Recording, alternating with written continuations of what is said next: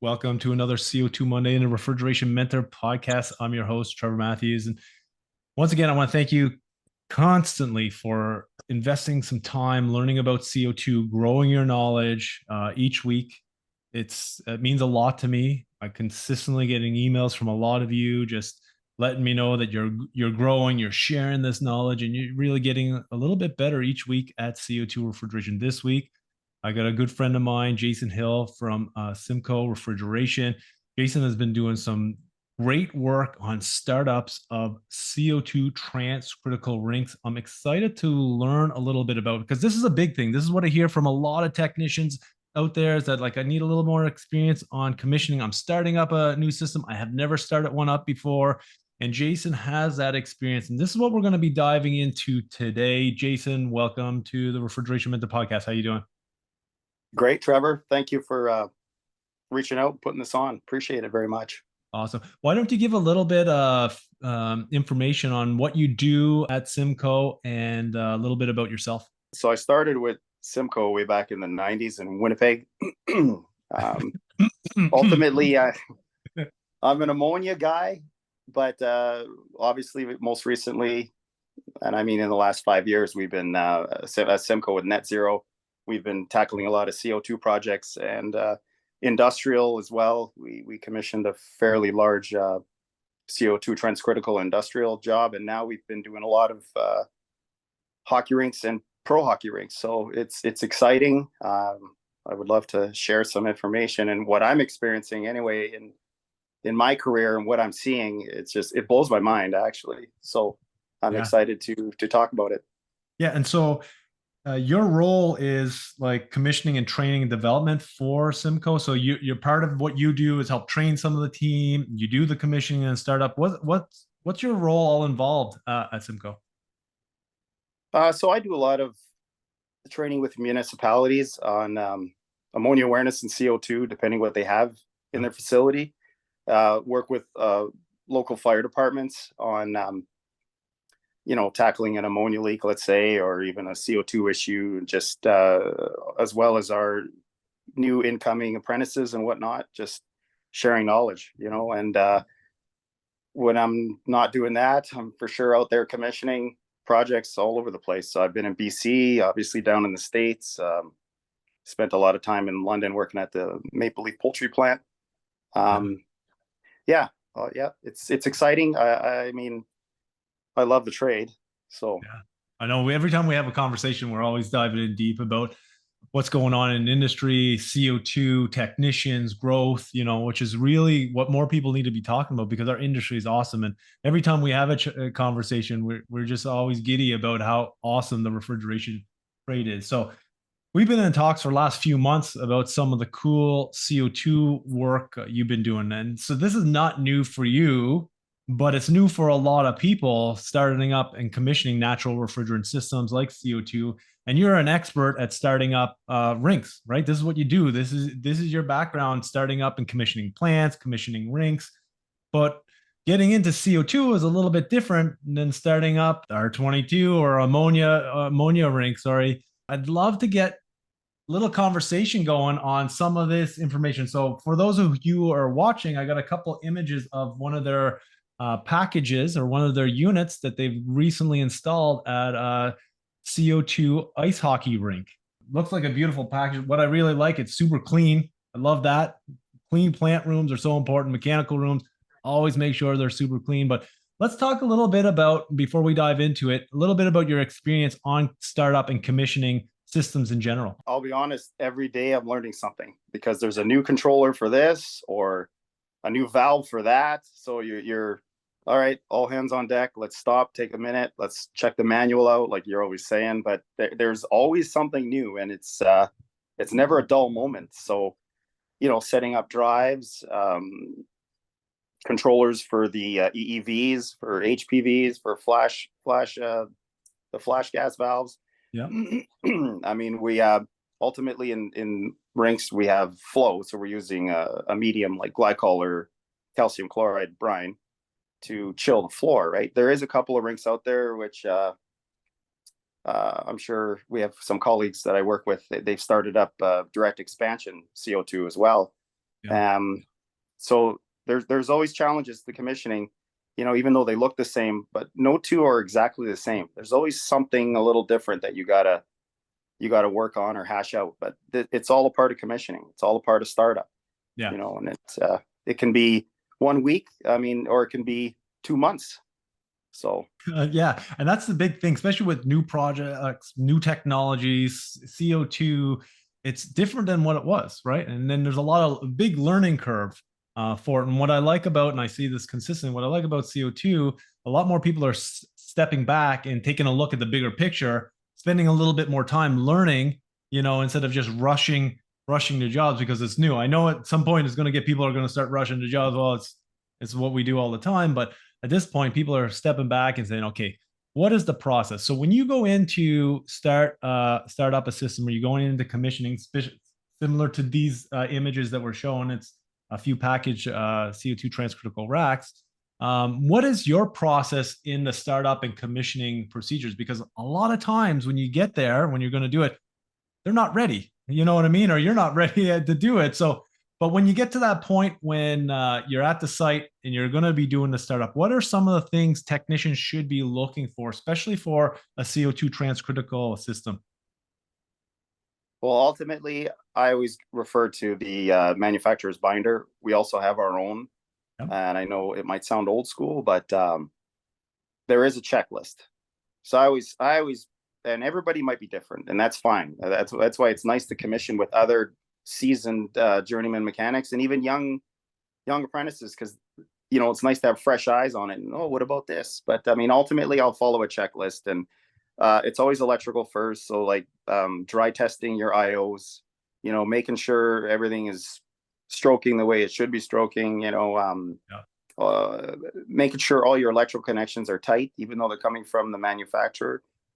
We double check all our electrical connections because these things are coming from miles and miles and miles away, right? Like, so they're bouncing down the highway. So you got to check bolts, electrical connections, compressor connections. Ultimately, when we get there too, we're right at the stage where there's still pressure testing. So I'd like to be a part of that from the installation crew point. I like all the information I can get if I miss it. Can I see your pressure test reports? Yeah. Did you have any leaks? Where were they? Because they could haunt you and come back at that same spot. So, but that's all on our little checklist, which is good, right? And working with other guys too, even if it's not on the checklist, it's, hey, did you check this? And it's nice to double check, even triple check stuff, right? And then you get into your triple evacuation as you start doing the vacuum. You're putting in the initial filters, your dryer cores, your temp rights, and whatnot, and taking things apart to make sure strainers are clean and whatnot, and then your initial charge. You got to break the vacuum with vapor, and the process. But I'm sure we'll get that. Yeah, we'll get into that. So I think that's a big thing is before even getting started is having that checklist. Like one thing is like, do you have CO2? You know what I mean? Like if you're going to charge it, do you even have that on site?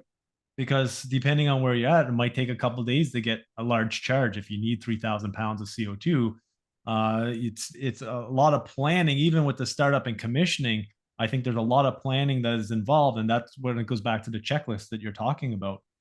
Because startup just doesn't happen, especially with CO2 in one day. There's a lot of No. process. It's just another thing that I like about it. I've been noticing contractors I'm working with. They're like, okay, the pressure test is 24 hours. We hold it and we check it and we wait. You know what I mean? Where before it's like, oh, we just put it on the pump and okay, we let it rip. But what the big thing is that we need to do it right. It takes longer to do it right, but do it right the first time. You don't have to do it the second and third time. Yeah, and depending on the size of the system, obviously the authority having jurisdiction could get involved too, and they want to witness that pressure test, right? So it all depends where you are geographically speaking. Yeah. There's procedures to those pressure tests, and they are not one day ever. It's quite a process. You would know that. Yeah, and then it's isolating and it's just making sure because you could get the rack that gets there and they pressure test it at their facility, which all the great manufacturers, they do such an amazing job for CO2 for sure in North America, around the world. But when you get it, maybe there's no gas in there because, like you said, it's driving down the road and all of a sudden a fitting loosens or something happens along the way. And then at least I can isolate that section, you know what I mean? Or have that section that you can check, right? Mhm. What I want to ask you though is, what do you think is the most important thing? Because you talked about the pressure test so far and the evacuation, and we'll get into triple evacuation, but what's the most important thing like new guys should understand before they come up and they're going through this checklist with you and going through the pressure test and the evacuation? What are like one or two things, like say a new apprentice comes in, and what they should do? Have any Well, it's nice to learn. So if they're looking at checklists, that's fine. But I'm ultimately, well, ask me questions. That's what I'm there for. Yes, I have a job to do, but I don't mind stopping to answer questions. So what does this do? What does that do? How does this work? We have P&ID drawings, so follow the flow, but how do you think, what do you think its job is to do, on that particular package? So ask the questions, pick the brains of the guys that are there, and do some research. You know what I mean? Like if there's time in there, or you go back to the hotel room at night, like that's what I'm doing. I'm going back to read the manuals and get it through my head, how it works, because you're going back the next day to tackle it because it just wasn't quite working properly the way it was designed to set up to run or to do. So ask the questions. Not just write down the information on the nameplate. How does it work? What is it designed to do? Stuff like that. It's great to learn it. Yeah, exactly. So that's exactly right. They need to ask questions. They need to do some research, some training before, if they can possibly get some training before, or get training on site with people just like you. You get the startup checklist going. You get the pressure test done. You do the triple evacuation. And when you break your second evacuation, you put oil if you have to do, you change your filters, you check the strainers, whatever. And then you get to this point. So here's a couple images of a couple package units. And we're going to do a quick walkthrough. I'm just going to play this video for everyone. They can just listen. This is Jason walking around this. Yeah. So there's two packages here in this particular plant. So in total, we got 16 compressors. Awesome.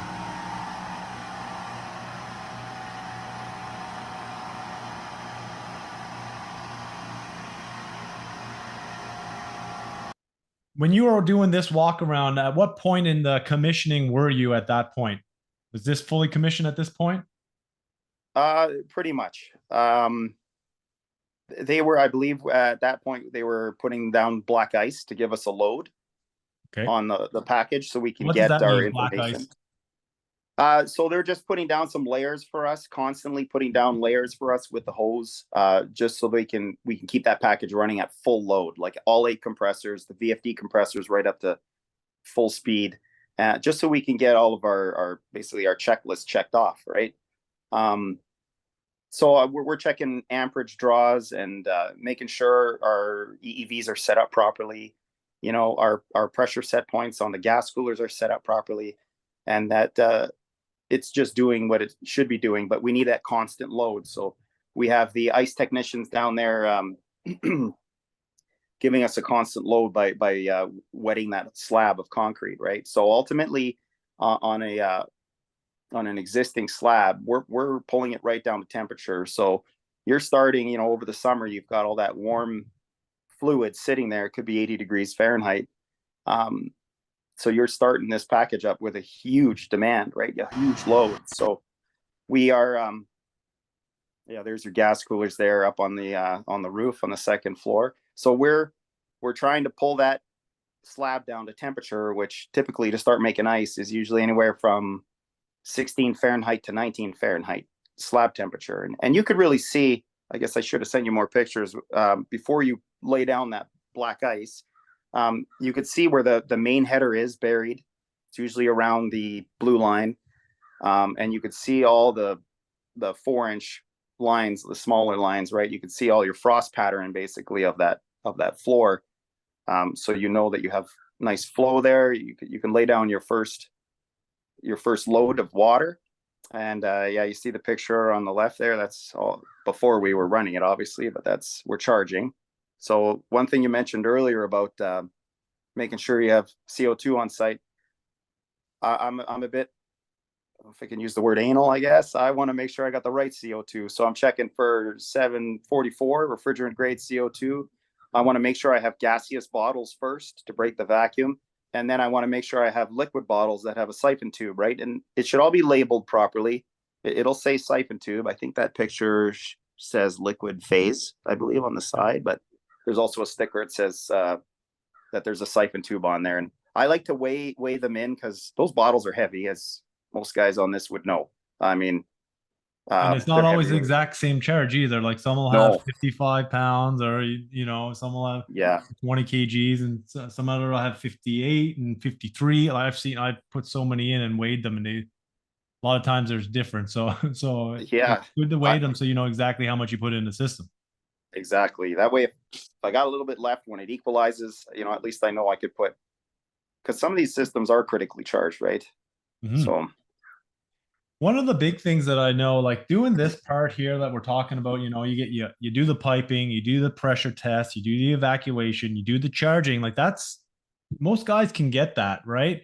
Where do you find like on the control side and the electrical side where you have to spend a lot of time at? And I think that's where a lot of guys it comes back to training and education, right? Like you talked about earlier, setting up the EEVs. They don't just come preset a lot of times. And you want to talk about the controls and the commissioning of that side because that's part of your job too when you're doing the startup and commissioning.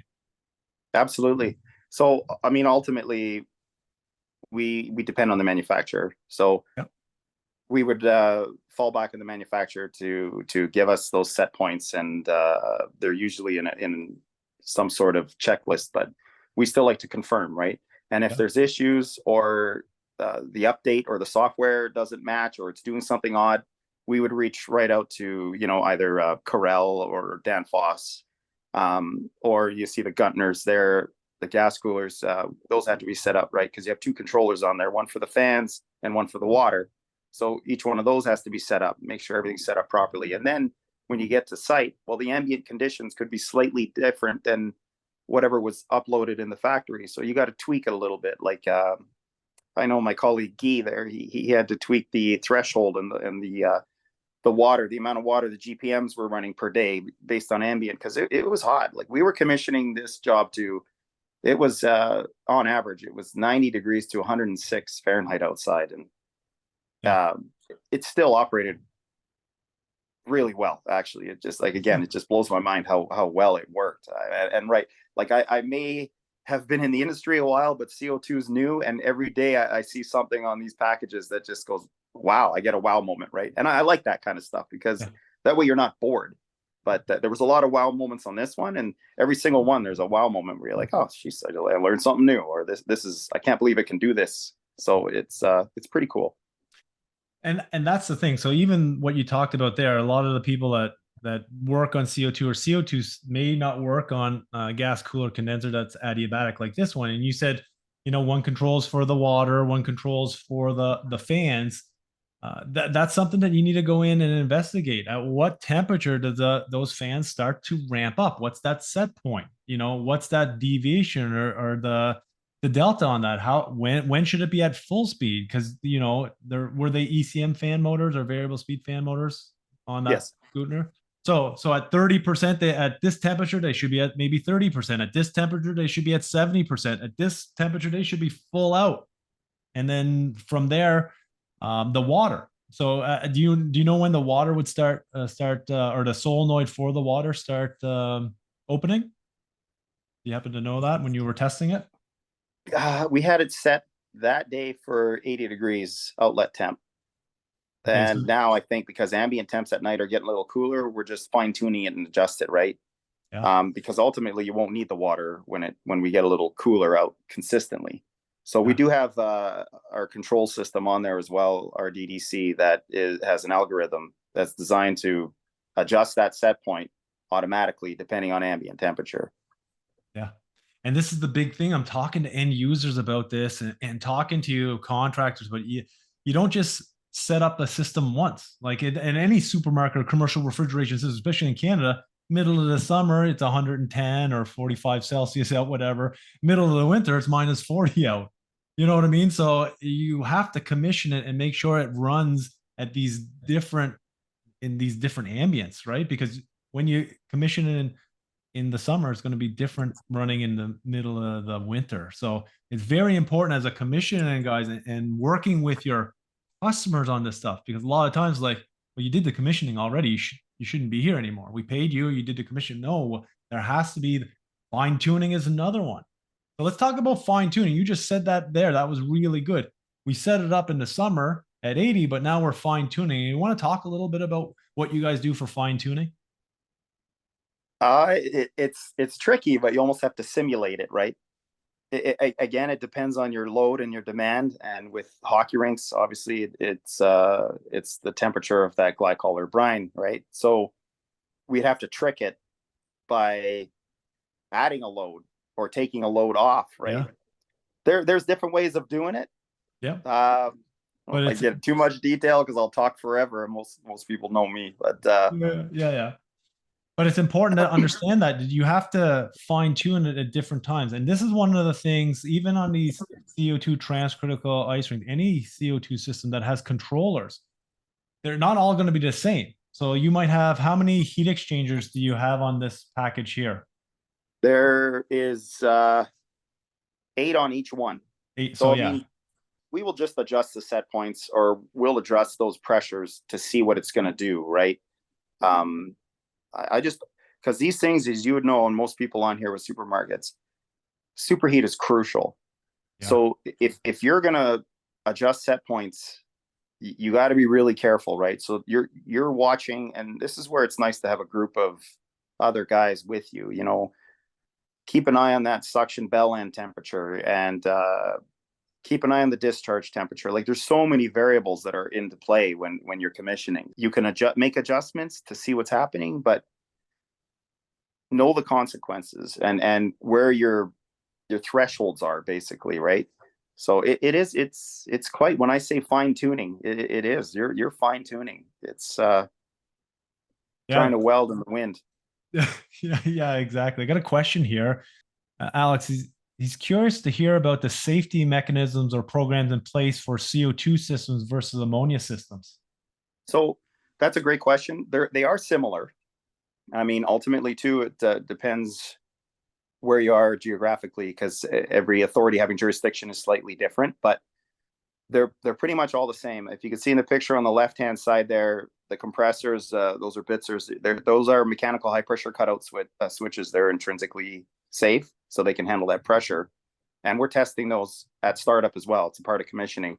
So we're checking our high-level switches, our mechanical switches, our temperature set points, and basically where the cutouts are. So we'll test those, you know, using calibrated equipment, right? So that's a great question. So they are similar to ammonia.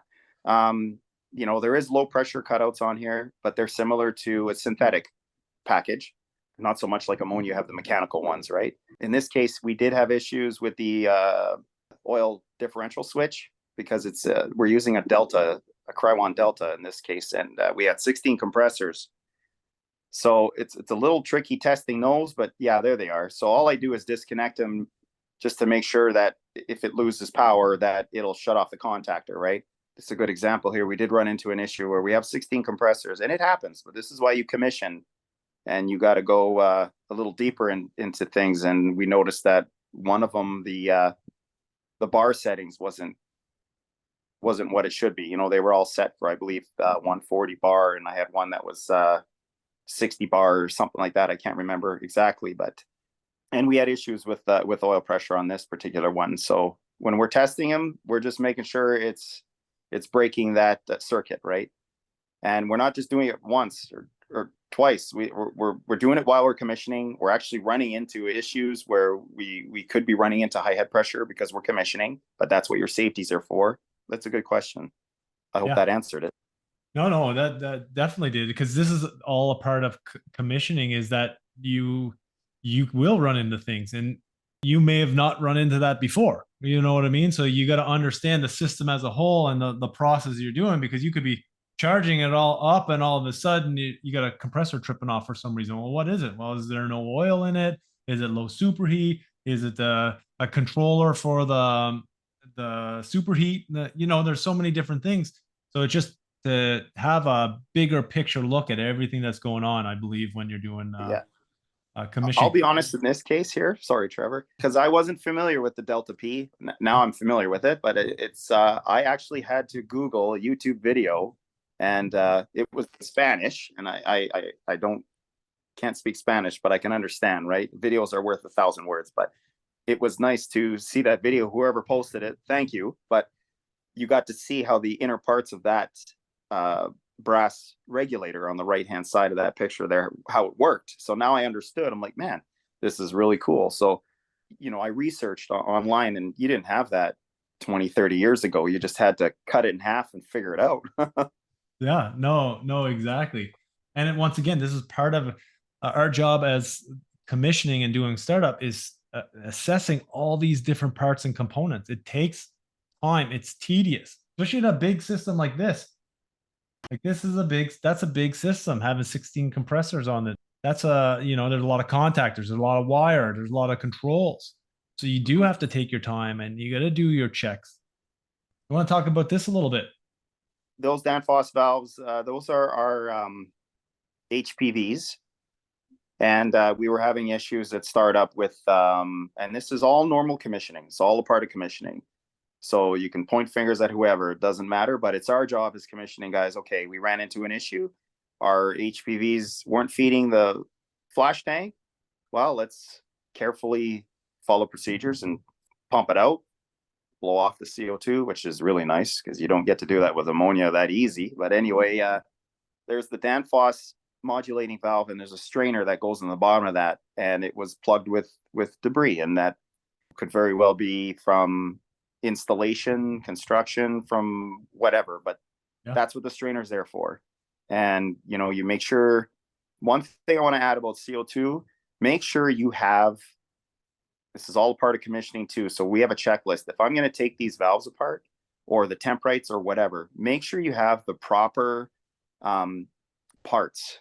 Like O-rings, especially with CO2, you guys, I'm sure you all know, it expands as soon as you pull that apart. As soon as it sees atmosphere, it expands to no end, and you hear it popping like electricity. It's the CO2 coming out of the O-ring, right? So just make sure you have the right O-rings, gaskets, whatever you're going to take apart. Make sure you got the right stuff first before you take it apart. But yeah, this was a plug strainer. We cleaned it. Sorry, go ahead. Sorry. That's a huge tip, because that's one of the big things. Oh, I'll just pull it apart and put it back together. And you need to make sure that you have those gaskets, because time and time again, I've seen and heard of guys, people cutting out these valves because they're dirty like this, for an example, and they're not feeding, or they take them apart and they put the gasket back in, the same one, if they can fit it back in, and then it starts to leak or blow by or not work properly. So it's very, very important to do that. What are some of the top tips that you recommend for a technician during the startup of a CO2 ice rink? Oh, that's a great question.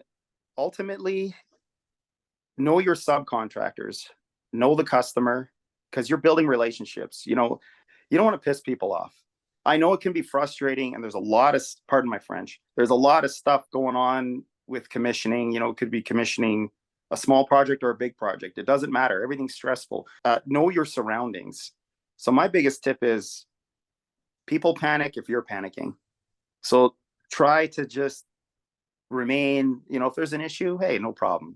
I got to run out to my truck for a sec, or I can be honest, I got to figure this out. So I got to read. If you give me a couple minutes or whatnot, talk to the customer, talk to your sub trades, the electricians, the pipe fitters, because ultimately too, when you're in a room and you're concentrating on that package, well, there's other contractors working on the piping in there, the electrical, there's sprinkler fitters, whatever. So there's 20, 30 people in that room. And then you've got the customer coming in saying, hey, can we start laying down a flood or whatever? So there's a lot of things happening. So crowd control, maintain some sort of stability within yourself.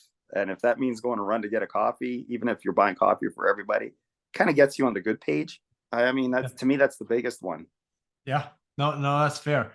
Because when we talked about it, when you said doing the startup, that just getting into those controllers for those Guteners, understanding the different controls. Because I think you said on these ones you're using the Corel controllers, right? So that's something that you need to dive into.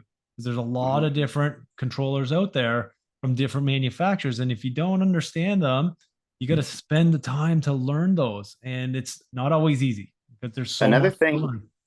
another thing too is if you are going to call a manufacturer, make sure you have as much information in front of you as possible. So they're going to ask you a billion questions. Did you do this? Did you try that?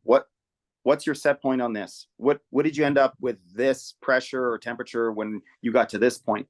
So I like to take pictures with phones. I have two phones, but I'll take pictures with one phone. That way I have everything in front of me. You know, I got the model, serial number, and I have my set points as well. And this is where I'm running into an issue, sir or madam, whoever's on the other end of the phone.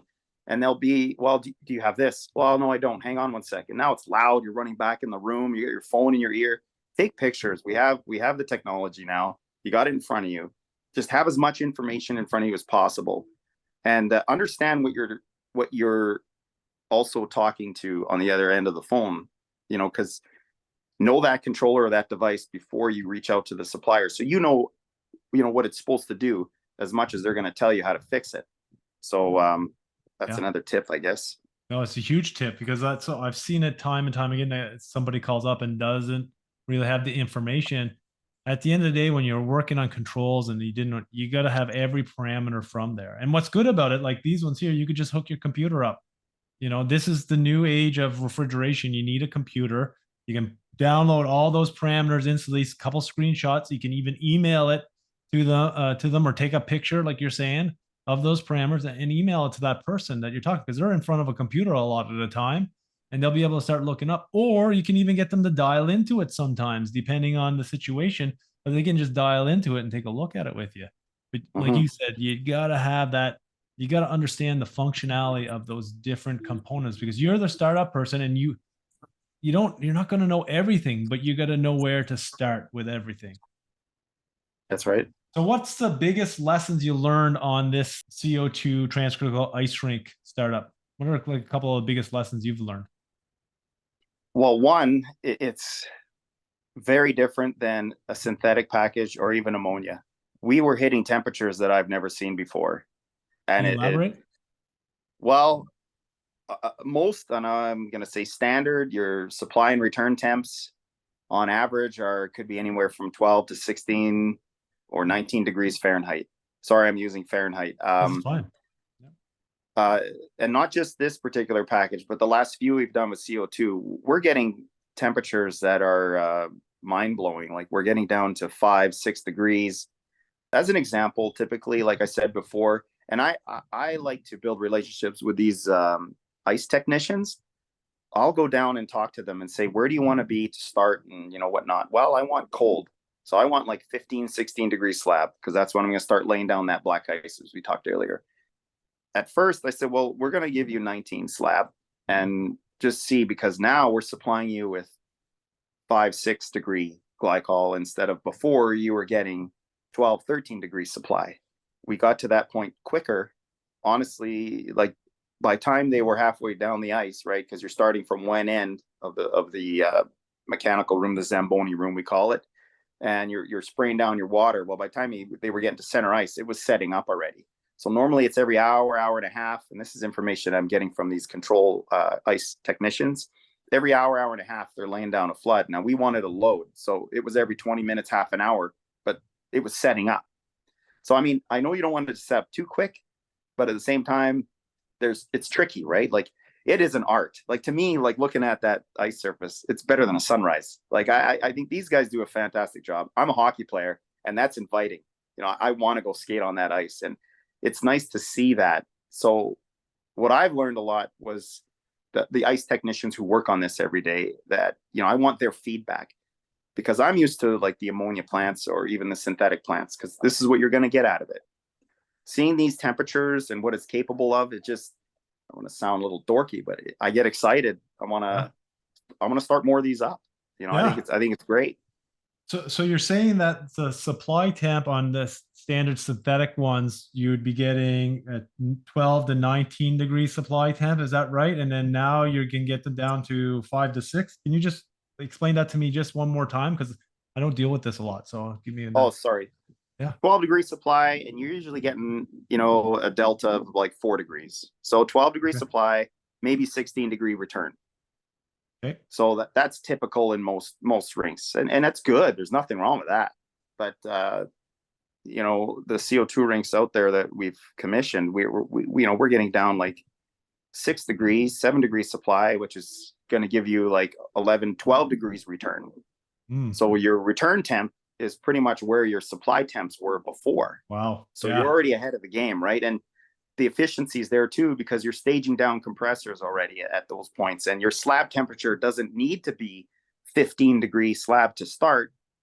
We can go to 19-degree slab, so that you're saving 5-degree slab temp already. So the efficiency. And another thing I should mention here is the heat recovery. Maybe that's a different discussion, but the heat recovery here is unbelievable. So we're using the building loop coming off the boiler system. Yeah. And we're using underfloor heat and snowmelt pit, right? Because when the Zamboni floods, they're shaving the ice, and that gets dumped into a pit that we're using warm glycol to melt that ice, and it's all coming off of that CO2 package. So the more you can recover at off a CO2 system, the more efficient it is too, right? Yeah. And that's awesome, because now you're using one system to do so many more things instead of having 4 or 5 different pieces of equipment, where now you can look at one package that's taking care of all of that. And another thing you talked about earlier, this one we're talking about is an indirect system where you have CO2 as your primary refrigerant, and then you have that glycol going out to the ice rink. The other one's direct that Jason mentioned earlier. I did a podcast with Benoit Bradier from Simcoe talking about the different ones. So guys, go check that podcast out, because it talks about both different ice surfaces and the quality of it, and how good CO2 works as a direct expansion. We're just talking about indirect, how good it is, and CO2 direct even better. So getting some crazy ice temperatures, where he was showing me images where looking down at the ice, where sometimes, you know, it's 0.5 here off, 0.5 there, where almost the whole ice surface is exactly the same temperature from supply to return. You know what I mean? And it's just like, that's the kind of ice surface hockey players and skaters are looking for. Yeah. Jason, any final thoughts before I let you go? The only thing I could think of is just be safe out there. That's my final thought is, yes, it's higher pressure, but you have the safeties there, and there's worse stuff out there that you can work on, personally speaking. So just be safe out there. That's my final thought. We all want to get home at the end of the day. So yeah, 100%. I love that, Jason. Thank you so much for taking the time to chat with us a little bit. I know we'll have more deeper talks on some of these transcritical ice rinks. Appreciate your time. Thank you, everyone, for taking the time to hang out with us. And please share this, like it, comment on it, and we'll see you at the next CO2 Monday. See you, everyone. take care, everybody.